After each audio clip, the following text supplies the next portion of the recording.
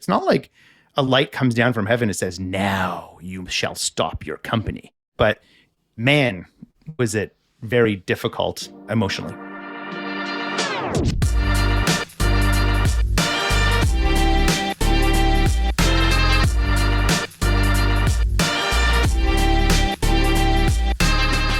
Hello and welcome to another episode of the BetaKit Podcast.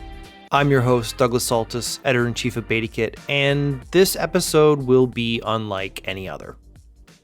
From the beginning of this podcast channel, my co-host Rob Kenedi has presented himself as the crotchety tech old hand.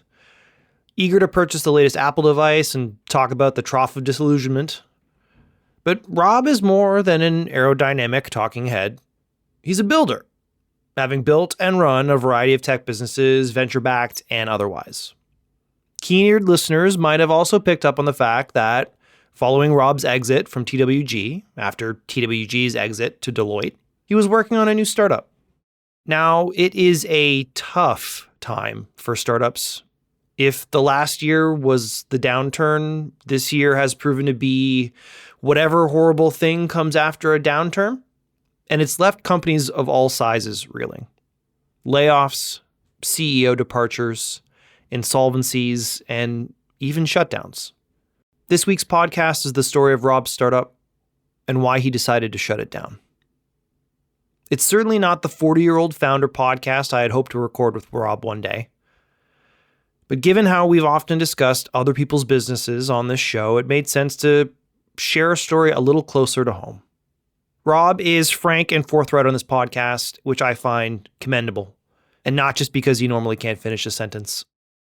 I don't know if you think the results are navel-gazing, but I know that other founders across tech are being faced with similar decisions, and I've always found that hearing from those who have gone through what I'm going through to be helpful.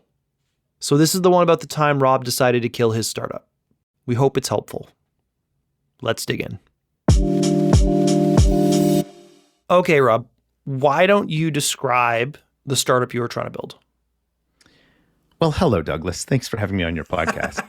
Jackass. The company I was building, we called it Staid. And the idea was to focus on the sandwich generation. So those are Gen Xers and older millennials who have kids and parents that are aging at home. And as our population is aging and we're having less kids, the burden of care for your parents as they age when they're not really sick falls on the eldest daughter of the Gen Xers and millennials. So we wanted to build a company to support them while they're trying to live their lives, supporting their parents as they age at home. Okay, so this is like calendar app, but super important. It was a little more theoretically sophisticated than that. A CRM for parents. No, just kidding. Okay, so I guess where did this idea specifically come from? Well, I'd helped build the Ontario Telemedicine Network. So the thing that you use when you're doing a government-based appointment, like not Maple, not TELUS, not Dialogue, but if you're doing a government-based video call, I helped build that in the 2000s and 2010. Yes, I'm that old, children. So the one that everyone's trying to disrupt now, you built that one. I built that one. And if I was smart, I would be Brett from Maple, but I'm not smart. And what I noticed when we were building that, and we were building also telehome care, which is the purpose of that was to keep patients with certain issues like congestive heart failure and COPD out of the hospital. My dad had congestive heart failure and he was being monitored. And then one day, they took all the monitoring equipment out of my dad's house and my mom was like, what the fuck? And I realized that the stressor on everyone was worried about the patient. Nobody was worried about the person who was caring about the patient. Once I'd left TWG, once we sold it, I kind of wanted to tackle that problem. It seemed more acute and I felt like I had some time and opportunity to do it.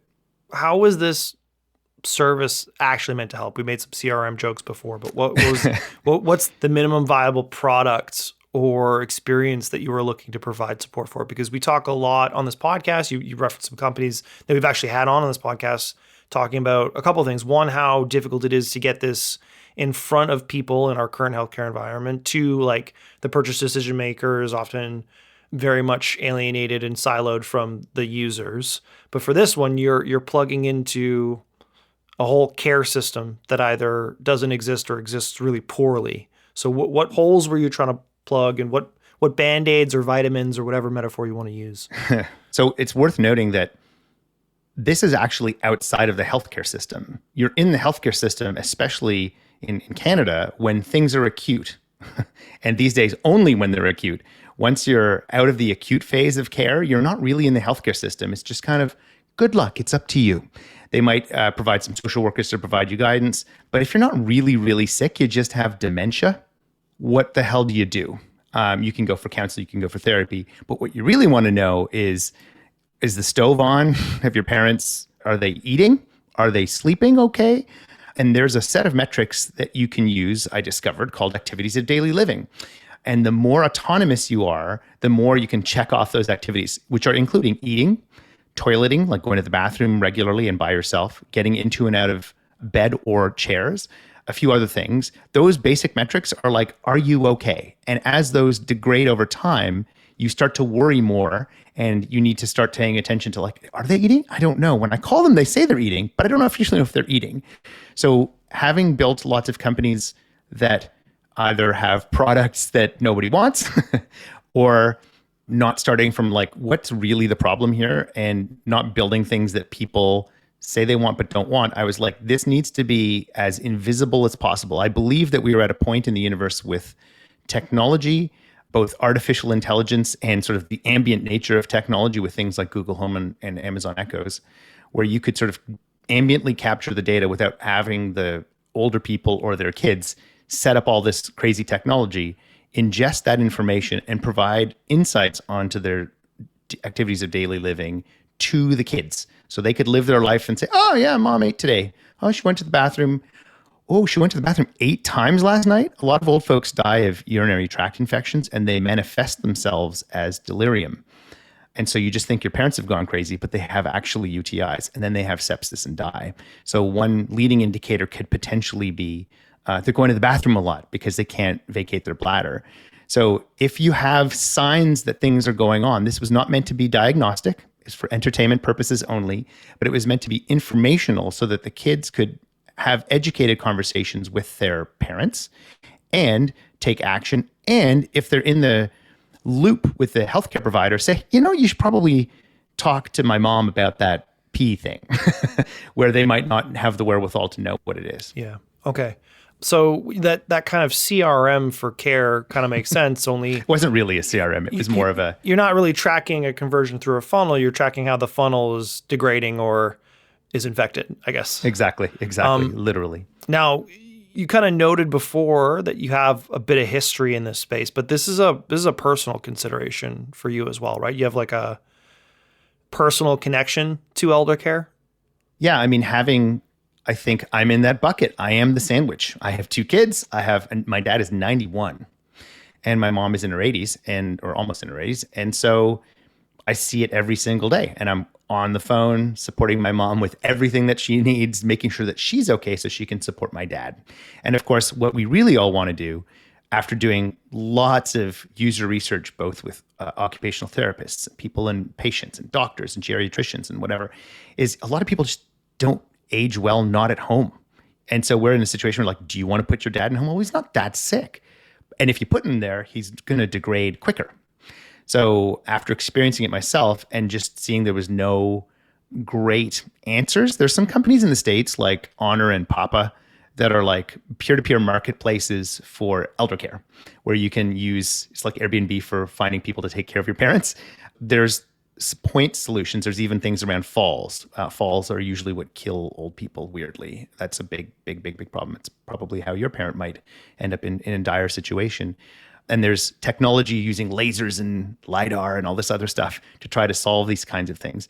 But I'm a software guy. I'm not a hardware guy, and I had no desire to build that kind of stuff. So yeah, I've spent a lot of time immersed trying to unpack really what's wrong. And to your point, it's not just a software problem. It's a systemic problem. How we treat older people in our society is just, we don't want to talk about them, as we learned through COVID. So depressing, isn't it? Yeah. Well, I was going to say it's not even just how to solve this, but what point of ingress do you have? Because there's no startup or health tech company or government agency, honestly, that has full access to the care stack right now, either that's currently exists or required, as we are seeing currently play out between our federal and provincial governments, which is a good transition maybe to talk about the bigger picture here for the purposes of this podcast, which would be the market that you are looking to launch this in. Obviously, I would hope that our listeners think that you do stuff outside of this podcast. I actually sleep until the next episode, Just, and then I wake come up, out of the I do the casket? show. Yeah, like I am that pale if you haven't seen me in real life. But longtime listeners might know that you had to disclose basically every episode because you used to work at TWG, a software development company that is now a Deloitte company. Remember that from the ad read. Maybe talk about the condition in which you were looking to start this company, both coming off of an exit and leaving an exited company, but also how maybe that market and the ecosystem stage compares to prior companies you've started or worked for. So for everyone's edification, I've run both venture-backed and bootstrapped startups over many, many years. I've tried my hand at mine. I've run other people's. I've run services companies. I've worked in enterprises. So I've had like a weird, what the heck does he actually do kind of career. And then when working at TWG for about 7 plus years, we tended to touch much of the innovation ecosystem in Canada and had a hand in building a lot of them. And so you see these patterns that you hope you don't make those mistakes, even though you ultimately do make those mistakes again. Having worked at TWG, I found that in my personal career, I would help people in doing consulting, and then I would want to build. And then the company would succeed or not succeed, and then I would go do consulting to grow my hair back, which never actually worked. And so with TWG, we had sold to Deloitte in 2021. I believe BetaKit broke that story. You did. It was a fun time for me to answer that phone call. It's like, your podcast host just wrote about our acquisition. I don't know why Chris Eben sounds like that in this hypothetical scenario, which actually did not happen. No. But that tickles me pink to think that someone at Deloitte suddenly realized that BetaKit existed as a result of this story. And somehow I became point. So that was a build. You don't just show up one day and get bought. That was a build to get that acquisition. And then, we were a pretty reasonably sized, we were 150. Deloitte Digital specifically was about 150. So there was a lot of work to smush those two companies together. I had my kid, and I was like, I kind of want to get back to building.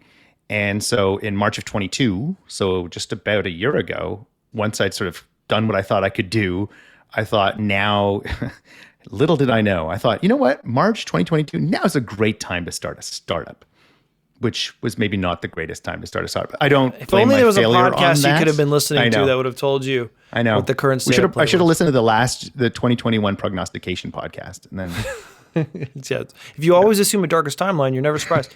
but talk about that, because you were literally entering into the market, at least ideating and probably looking to validate this idea right at the time in which the spigot for financing stopped, in which public market companies started to get absolutely trucked. I mean, we had Damien Steele on saying it's gonna trickle down. Yeah, right? you should To have the early listened to stage. me last year. Now it's too late, kind of Yes. stuff. Yeah. I guess, what was the mindset going into that? Were you just happy to be back trying to build a thing again, or not really concerned about it? We've talked before on this podcast, I guess, about how earlier stage companies are not necessarily afflicted by some of the macroeconomic conditions that affect most other companies, because they don't really exist enough yet to have liabilities or other considerations dependencies that the macroeconomics might impact. But it's not necessarily a time in which people are t-shirt cannoning money at you, like the prior 18-month window. So what was the mindset going in to build a company right at that moment? For me, it was, I got to build a company right at this moment. And anyone, Douglas, or anyone who's listening who's had a hand in building a business at any point knows that what's the fire today is really the question you ask yourself. And you have the high highs and the low lows like a sociopath all in one day. So it was kind of like, there's never a good time. I'm also old enough, we make jokes on the show, but I mean, this is my third recession. I started my career in the dot-com boom bust. Then, the next kick at it was the real estate bust that caused a recession in the late 2000s. So I don't think you just stop your life and wait for some magical recession that may or may not happen. So I think it was like, my time was then. You take what you can when you can, and then you make do with what you got at that particular point in time. I think you're quite right. And we sort of talked about this, the early pre-seed kind of stage, kind of not really that affected that much. I think you just have to keep turning your eye towards the future and understand that as you grow, it's going to get hard. I went in knowing that, the expectation of t-shirt cannons of money wasn't going to happen. And quite frankly, that exuberance was not my jam. I didn't want to, Ponzi scheme my way towards victory. You weren't going to Y Combinator, Business Insider thought piece to a Forbes article, which in 2 years would be used as a ironical counterpoint to you being arrested for fraud. You didn't want to do that standard playbook? I actually was kind of looking forward to it from a real talk perspective, from a talent acquisition perspective. Now I could sit down with people and be like, I believe that because what I was doing was mission driven, as opposed to purely mercantile, that I could work with people who actually were also mission driven, as opposed to just, you pay me 30 cents more and I'll come over to you. But also knowing that the economy was going into a wacky place, not obviously knowing exactly what was going to happen, I thought that that would make for maybe easier people to buy, to work on the team and invest in. But that turned out to not be the case. Everyone was really expensive for a really long time. Okay, let's go back to then that moment in terms of moving this forward. I totally hear your point that at this stage, most of the fires that you're putting out are internal fires, not external fires. Did you have any early traction, points of validation? How far did this get in terms of taking the thing you were trying to solve for and get down the road in terms of solving, either if not solving for it, developing the thing that could solve for it? So for me, I'm well aware of what my weaknesses are. I tend to get stuck in my head, and I've learned that I need to get out of my head and start doing shit. There's a few things I refuse. I refused to build product until I had an idea of what the problem was and could I build a product to solve it. So my initial thesis was, everyone's got an extra cell phone lying around, and rather than forcing people to install hardware into their house, could you use an old iPhone that has local machine learning processing on it? And could you listen using auditory signals, using this magical AI to listen for certain things like coughs and toilet flushes and other things that will indicate activities, and just sort of leave it on the bedside table of the person that you care about.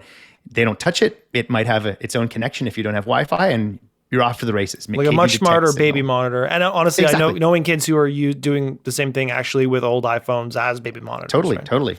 But this is trying to use technology to create signal, because the problem with a lot of technology these days is just like vomits data at you. And what non-technical users want is insights, not vomit of data. And so I spent a bunch of time trying to dig into what really do you need to do to build an AI something? You hear all these companies with .ai in their names, but are they what do you actually 2 companies need? Right now raising unicorn valuations pre-revenue because no one's learned anything from the past year. And so I'm like, can you do this? Is the microphone good enough? Are the models okay? What do I have to do? And what I learned was that it took me a while. It just took me a while to do the customer discovery and to honestly do the technology discovery to know what was actually in the art of the possible. And then, is this a research project followed by a business? Do you smoke and mirrors it and raise money on the smoke and mirrors? And then maybe in a few years, there's some technology there. Well, let's just pin on that. Let's charitably, you're calling it smoke and mirrors, but in that healthcare space, it would have been firmly justified for you to go get some grant money to do research for this, and look to find other points of validation or support through academic entities or university-linked health providers who might be able to, much like traditional AI stuff, kind of deep R&D this and then look to productize the IP later. Was that something that you were comfortable with exploring, given your experience in this space? Okay. No. I think first of all, I was not building a diagnostic tool. So I believe that the burden of proof is lower than a diagnostic tool, which I thought would make my life easier. But also, I didn't want to build a research project. That's not where I wanted to be with my career. I wanted to build a business quickly and see what I could do with it, and not build a research project that may or may not have positive outcomes that I could then may or may not turn into business. I guess, what was the point where you felt like you weren't getting the validation or traction that you were hoping to see at this stage? And not only like the moment, but then how long into deciding you were going to do this? From when you started and you're like, I'm a founder again, I'm working on this thing. to that point where you're like, this, I'm not seeing what I need to see to feel comfortable to continue? It's hard to say when the penny precisely dropped because there's kind of an order of operations of things. The most salient of which is as you start to run out of money. And I was doing this bootstrap by myself. I started going down the path of raising money in the summer of 22, speaking to venture capitalists and some angels and stuff like that, pretty quickly realizing that I'm like, venture capitalists, if they were ever risk takers, they're certainly not now. And you need more than just a track record and an idea to go. I went to VCs too early. What I should have done, and I started doing this, is started going to angels and saying, do you believe in me? Do you think I've got the right team? Let's go. But I didn't really feel, this is strange to say, I know, I didn't really feel comfortable taking their money until I saw a line of sight to a product that I could stand behind and a go-to-market that I could sort of stand behind. So I'm like, not yet. I don't want to take your checks yet. Not that anyone is waving money at me, but I was having good conversations. And I was like, I don't want to cash your check because I don't want to just spend another 6 months fucking around. I want to believe that if I do, take $100,000 or $500,000 and I do 2 iterations of this thing, I'll get somewhere. The other tricky part too was I was like, 6 months. I'll just, get 6 months of runway and then off I go. Well, if you have 6 months of runway to prove a thing, that means you need to start raising again in 3 months. And 3 months when you're trying to build something that you don't even know is going to work, you might not have any traction at all. So what I started to realize is the technology. So there was sort of 3 risks in my business. One was like, can you catch data that has any meaning? Question number 1. Question number 2 is, can you present that data in a way to people, normal people, that they can actually do something on it? And then question number 3 was, who's going to pay for this? And being a good Canadian, I wanted to do B to B to C. I wanted to go to employers and say, yo, you should pay to keep your staff present, not absent from work, because they're dealing with parental shit that's not actually a problem yet. And when they're at work, that they stay at work and they're not like on the phone all the time. No, mom, push this button. Are you okay? Are you okay? So trying to make that kind of argument, your employees will stay engaged and on the job, because I believe that the order value would be higher. I could sell B to B. And then eventually we'd go the Maple route or the Dialogue route, which is like partner up with insurance companies, but that would take over time. And so that's a lot of risk. It's not like build a slightly better Airbnb. This was like technology risk, go to market risk. I was maybe stupidly scared of going B2C because I didn't believe that I could raise that way. Certainly not in Canada, certainly not in that market. I want to ask about that. I want to ask about maybe which of these risks came true, if all of them, and then how. But I want to go back to the first thing because we kind of touched upon it and glossed over. It seemed as though, even though capital was available at the stage that you were in, pre-seed, early stage, angel, take a bet, believe in the founder or the vision, and give some money to see if anything comes out, that you were unwilling to accept capital at the stage on the terms at which it's normally laid out. Like, rarely do any founders take angel money for anything other than, let's see if something can come from this. So I want to even just talk to you about when you were looking to, again, not start a business, founding a startup, a high velocity business looking to grow and scale, to be venture backed in some way, why you were maybe uncomfortable with the terms or the framing of that approach. Because I know this is something that you and I personally talked with a little bit when you were talking to VCs and kind of making the ask.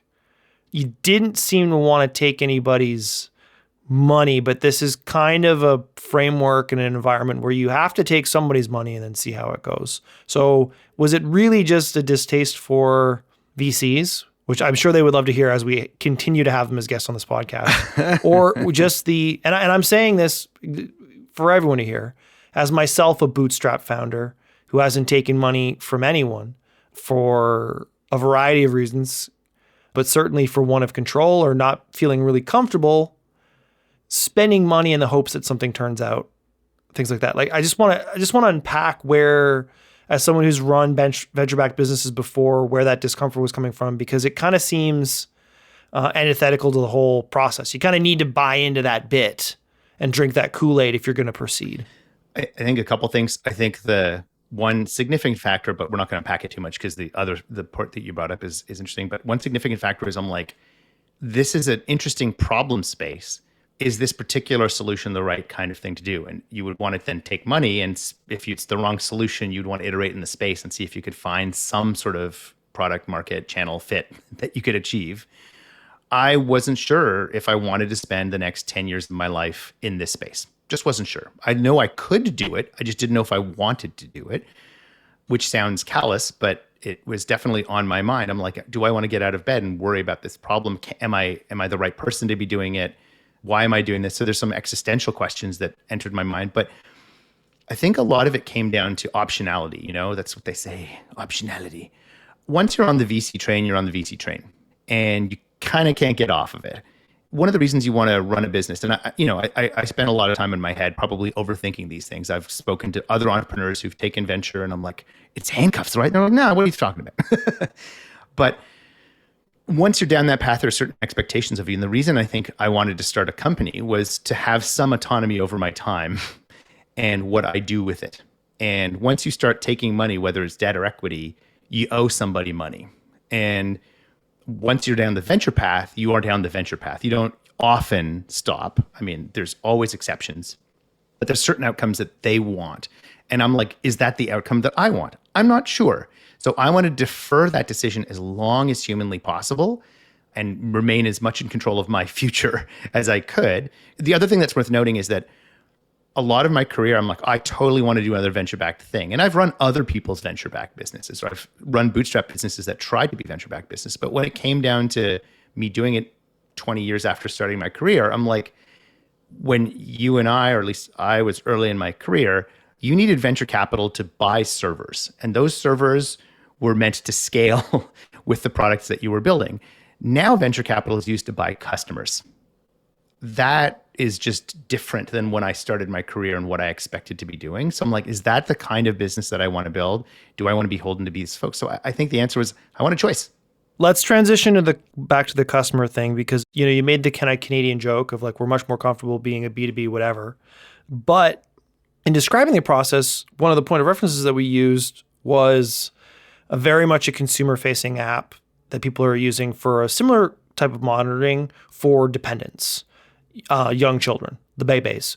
I'm wondering why, given the fact that you have produced living offspring currently, that's the other startup that you were founding as during this window of time, but then also just aware of the solutions, why you were moving away from maybe a B2C approach. Was it literally the, hey, we just sass it up here, we're not comfortable with that? Was it the idea that, again, you came from an environment where the venture was spent on scaling, not on B2C customer acquisition, where you got to do like mobile ads and stuff like that to buy users to get the flow? Like what was the decision point there?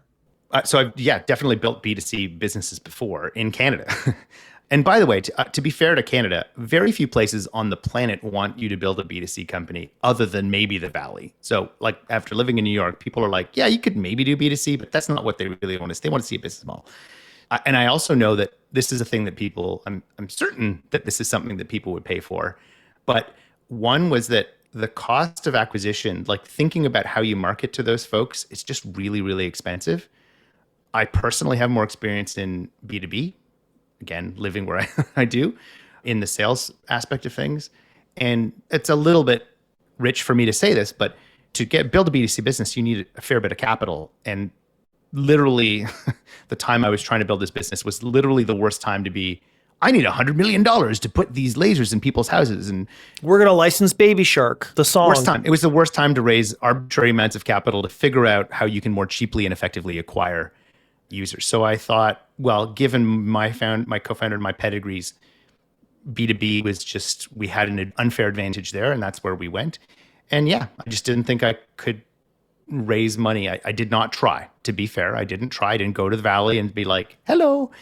That was mainly it. Okay, let's talk about the other two risk factors and then move on. I'm interested in whether or not you got any sense of whether you could actually capture the data in the way that you were looking. and then maybe turn that into insights. Were you getting anything there? No, actually. So what I realized after doing that, I'm like, I could build these models and they could sort of be accurate some of the time, but I decided to dumb it down and be like, let's just use motion sensors. Forget the lasers and the AI stuff. It's like, let's just put motion sensors in people's houses and just see, did they go to the bathroom? Did they go to the kitchen? Did they go to their bedroom? The problem with that, after doing more user research, and again, didn't touch a line of code here, didn't build any code because there was no point in building code, because I've been in the space and I'm talking to people about what they are and are not willing to do. Then you're asking old people or you to install motion sensors in people's houses, which is exactly what you're trying to avoid having them do. Because having done this before, the Wi-Fi goes out, the batteries die, the thing falls off the wall. I even talked to people who were like, oh, you're drilling a motion sensor in my house? Who's going to pay for that when you take it out? Like that's the attitude that people have towards these things. So it had to be non-invasive. So it was like build a technology that may or may not work. And it wasn't obviously working. I actually recorded myself, much to my wife's chagrin, to see whether you could get signal. And it was okay. It just wasn't like you needed a lot more data to actually get good signal. Although I did discover, for those who want to know, there is a cough detector in your iPhone. Everyone has it if you ever want to enable it. But yeah, so I was just like, no, the simpler technology requires more manual configuration. And what a lot of companies in the space have done is said, forget the at-home stuff. I'm just going to work in congregate care facilities because I can sell to one facility and they will blanket the facility with my product, as opposed to going block and tackling with consumers. The problem with those things, just like it was for restaurants before the pandemic, everyone's pitching congregate care facilities with technologies. What was the decision process to shut this thing down? How did you decide to kill your startup? Ultimately, it was, I think I said the less important stuff, which is like, was I really in love with space? Not sure.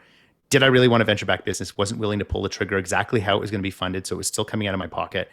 Once I started realizing how challenging the go-to-market was, it's like, what's the product? How do you sell it? Like, I was just like, there's so many risks that why didn't I just import straws from China and sell them for a slight markup to Tim Hortons? You know, like that was the question you... I get that, but like, man, the founders that are in this because they just like making businesses that make money and they're always looking for an easier way to make money. That's a great subset of people, but most people working at companies could probably have one or two different skill sets that they could be using to be making so much more money, and they're actively choosing not to, right? So Totally. This, again, this podcast fucking included. Exactly. We'll take our residuals in what is it, BetaKit coin. But the two key reasons are the two key reasons most startup fails, which is ran out of money, and it was a forcing function. And my co-founder, for legitimate personal reasons, was not able to fully commit. This is not like, I don't like this anymore. There was legitimate personal reasons that are not mine to share that I was like, well, I'm not just going to find a random co-founder wandering the streets with exactly the skill sets who I trust to do this. And so those two were the nails in the coffin that made me go, fuck. And it was very, very difficult because the one thing I'll say emotionally going into this business, I said, I will not value my self-worth and couple that to the success of this business. However, in the fall of last year, when I killed it, I spent 3 weeks being horribly depressed. Can you elaborate on why or how, like what that feeling was like? Yeah, it was going back to bed after I took my kid to school, figuring out what the fuck is the point. I've done this a lot, you know, and you think that the 73rd time is the time that you're like, no, I know the pattern here. You get a lot of Dr. Heal Thyself. I give great advice. And then you turn around and you're like, fuck, why am I not doing that for my own company? I think I did. Like, I'm an entrepreneurial fellow. I can do this. I'm like, why? I can't even fucking get out of the starting gate. You know, when we met, I did the Entrepreneurs in Small Rooms Drinking Coffee show. Did 100 of those. We've done, 250 of these or something? We're over 270. We're approaching 300. I mean, a good chunk of those were talking to entrepreneurs. And you learn that there's no pattern about why they start a business. But the reason that they stop is because people stop throwing money at them. They just keep banging their head against the wall against the same problem until people just stop giving them money. Either that or they break up with their co-founders because they have a fight. Those seem to be the two patterns. And then I'm like, well, that's not me. So am I just a failure? So you start questioning your self-worth. Oh, that you were just giving up too early? Yeah. Was I not a resilient founder? Like you read, you have to be resilient. Resiliency is a quality of the founder. even to this day, I'm like, should I just like turn this thing back on? Or like, what was I being lazy? Was I not trying hard enough? Should I have raised some money? There's no answer. It's not like a light comes down from heaven and says, now you shall stop your company. There's no easy answer. I don't look back and regret it, but man, was it very difficult emotionally. Was any of that tied to the process of informing people that you were shutting this down? Because I would say for the most part, like we made a lot of 40-year-old founder jokes on the podcast, but I don't think there was ever an explicit announcement that you made or a real thought PC LinkedIn post or landing pages or expose in BetaKit or the Globe and Mail that, repeat bald guy launching new company. But people were still aware that you were working on a thing, you were having conversations. How much of that was tied to just having to go back to them and just say, nah? Yeah. I mean, I spoke to a lot of people in the ecosystem, and their words of encouragement actually caused me to be a little bit self-conscious, where they're like, oh, if there's anybody you can do it, you can do it. And then you're like, well, then why did I fuck it up? So there's an embarrassment factor there.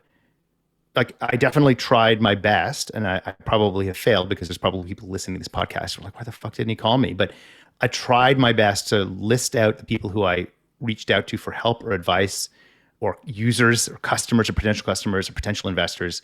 And I tried to phone them up and say, hey, or email them and say, hey, listen, I've decided to wind this down. I know we were talking, but I think it's the right thing to do.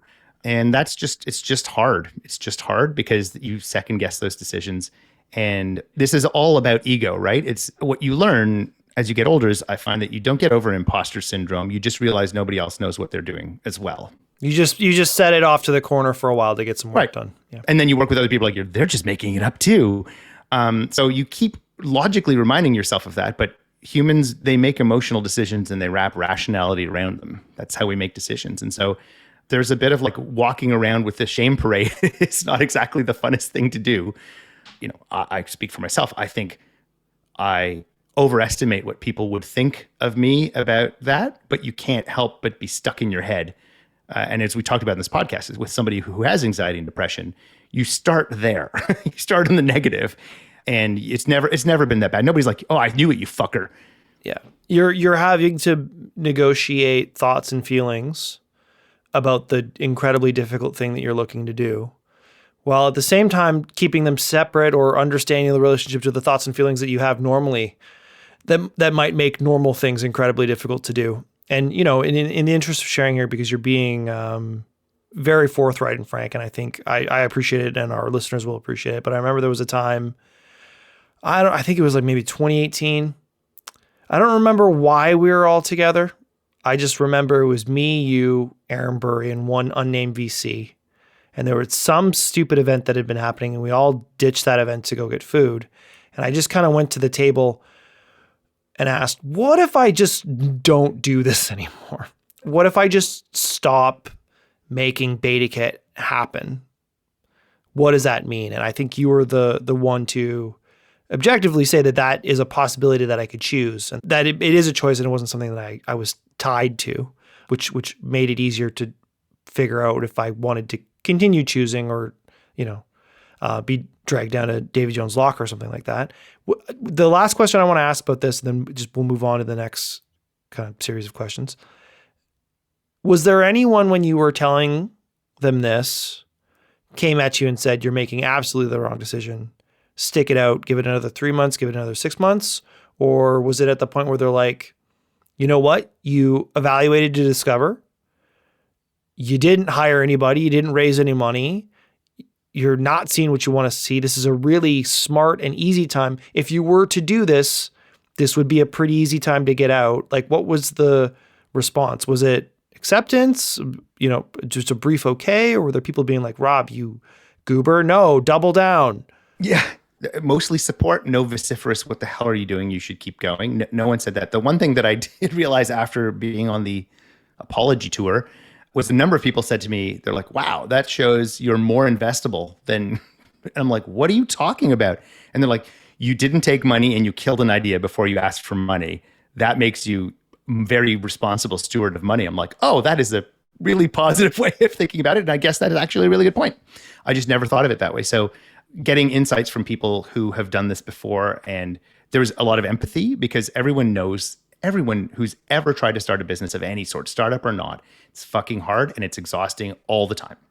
And I think there's a camaraderie that happens when you've done that because you're like, I know that feeling. So it wasn't a one way or another. It's like, usually it's like, you know your space, you've done the work, you've probably talked to the right people. I trust your judgment and I support you.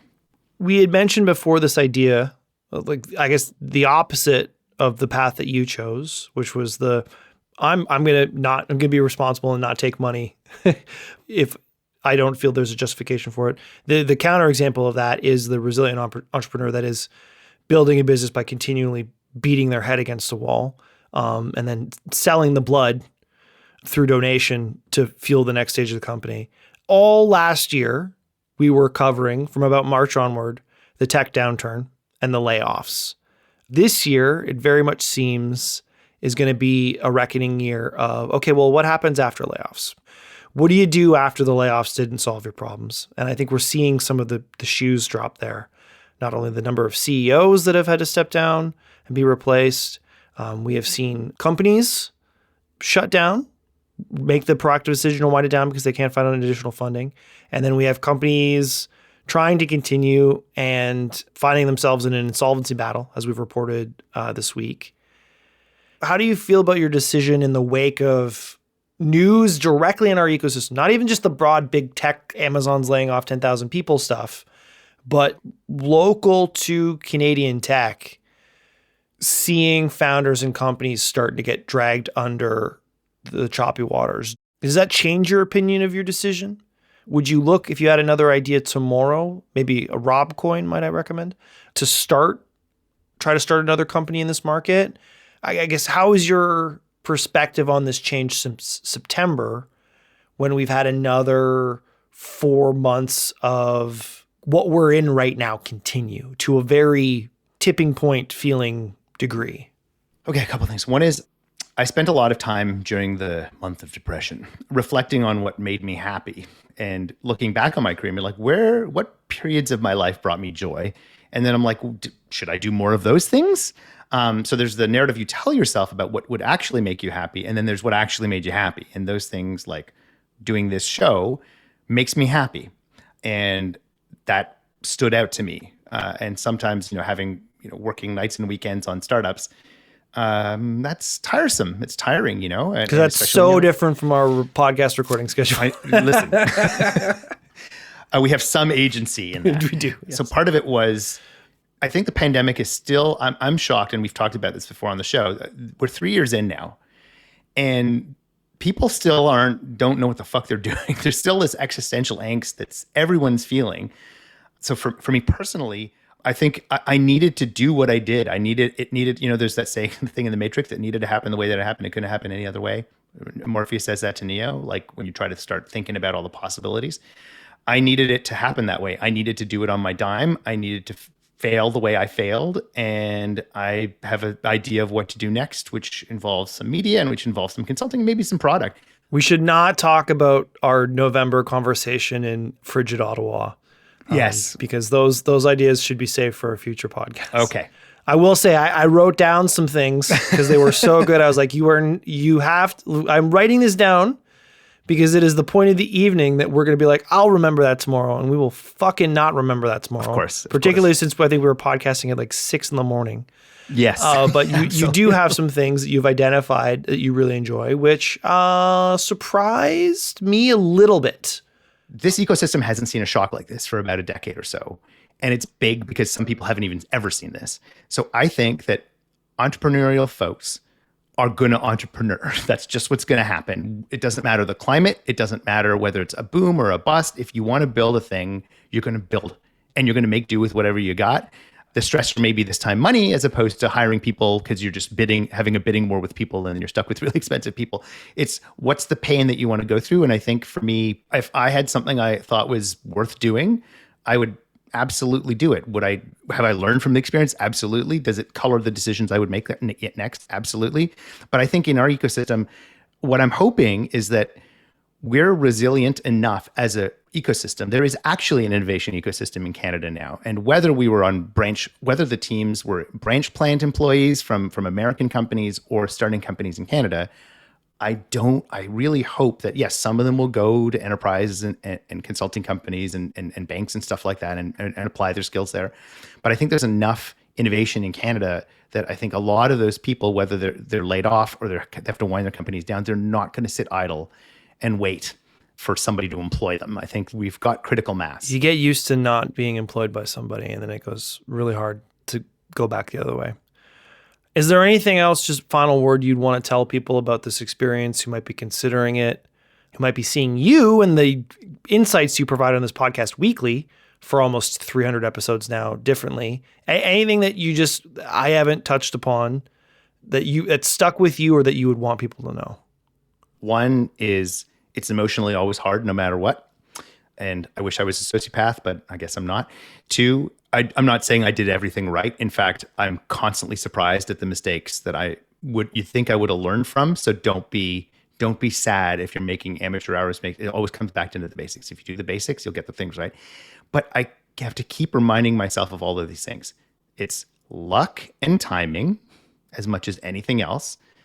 Also be aware that you have to sort of engineer that serendipity that goes around you. And a lot of companies I've seen successful just kept at it until the universe wanted what they had. And it's not necessarily because they were smarter or better. It was just because they were in the right place, the right time. They just kept grinding out those podcast episodes week after week. Until success. Until Amber Mack decided to come on the show. And now we're an award-winning host. Award-nominated podcast. Yeah. We're an multi-award nominated podcast. We're going to get there. So yeah, no, I think what's untold a lot is the emotional side of this stuff. And you hear a lot of the, well, did you get out of the building? Did you talk to 73 customers? Did you not build a product? The other thing I got to say, and this is not a popular thing to say, but I do think there's something to building something quickly. Sometimes you're like, don't build anything, do customer research. Sometimes I wish I could have built something MVP or just to get an initial pipe cleaning. Shiny object, a talisman to hold on to. Just to get momentum going. And I think that I picked a particularly hard thing to MVP. So don't start on the hardest product. Well, you also picked a thing that you didn't spend 3 years getting to an MVP and realizing that it's a pile of crap. Need to be a little left, Yeah. So Rob, I got to say, I really admire you not only for doing this, like going through this process, because you don't have to. You could continue to charge large enterprises incredibly marked up prices to tell them what design thinking is. And you don't do that. You pod with me and you try to make things happen. But I think also this has been incredibly compelling and really frank and forthright. And I think people are really going to appreciate in this moment more than any other, hearing about the process that goes into failure and deciding to kill something that you were trying to start. So I really appreciate you being willing to do this. I hope it helps people. I really do. Yeah. I'm telling you, 40-year-old flounder. That should be the name of the episode.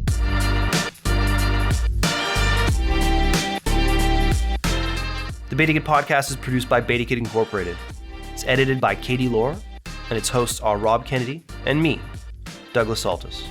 To learn more about how you can support this podcast, head to patreon.com/BetaKit.